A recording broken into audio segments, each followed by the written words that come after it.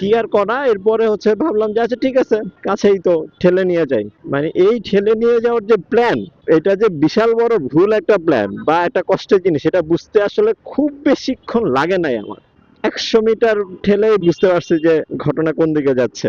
মানে বাইক ঠেলা যে এত কষ্টের, একটুখানি ঠেলেই মাথা থেকে ঘাম মোটামুটি পায়ে পড়া শুরু করছে, মাথার উপরে তীব্র রোদ, মানে সবকিছু মিলায় একটা হচ্ছে হযবরল অবস্থা। সো ওই যে মানুষ বলে না যে কেউ দেখে শিখে কেউ ঠেকে শিখে, ওই প্রথম আমি হচ্ছে যে বাইক ঠেকে এবং ঠেলে দুভাবেই শিখেছি।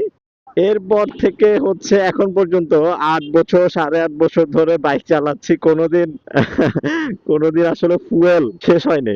রিজার্ভেশন ট্যাঙ্কটা অল টাইম ফুল থাকে, তারপরে নর্মাল ট্যাঙ্কে শেষ হওয়ার আগেই হচ্ছে নতুন করে ফুয়েল নিয়ে নেওয়া হয়।